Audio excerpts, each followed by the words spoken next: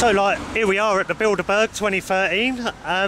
So you're a local, you tell me? I'm a local, just live around the corner. Been here for 14 years. Yeah. So I've obviously seen this Grove Hotel develop X number of years ago, and I've been in it as well, actually. Is the hotel not that old then? It's not that old, no. It's new.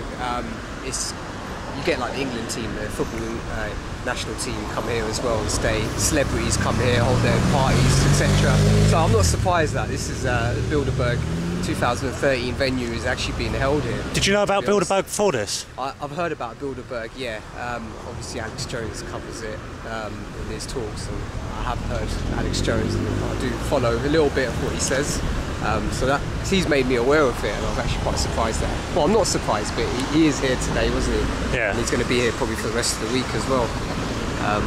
Now I'm hoping to get an interview with him at some point. But yeah, all these guys that are going down this road, they've all got to show their passport. And, so is this somebody showing their passport now? Show me your papers? Yeah, these residents have all been made aware to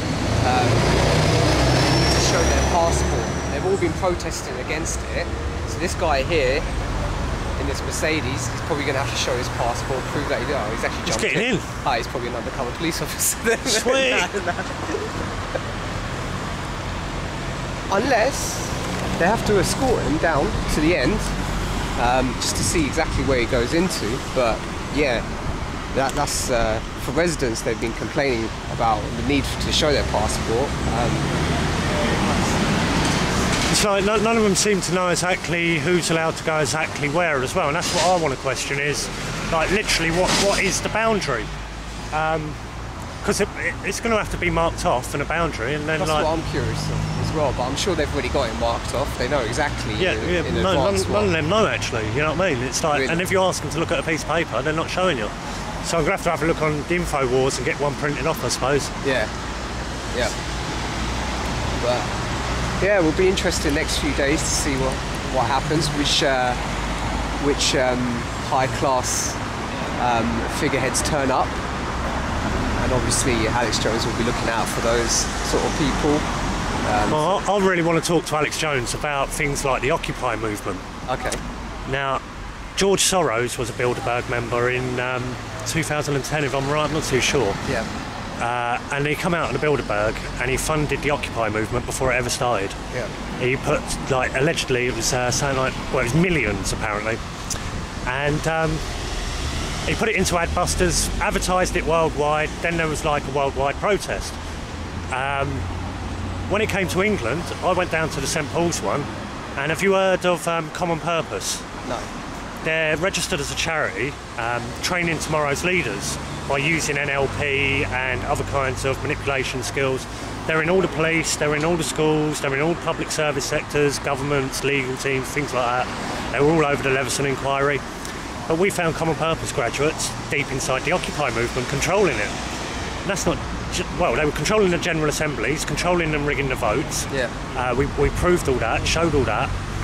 And then, like, we found all the donation money was going to Climate Camp, which is promoting the man-made climate change scam, and carbon tax and all the rest of it. So we exposed that. Then, like, we found the Tavistock Institute of Human Relations for doing social dreaming exercises down there, which is you tell us all your dreams.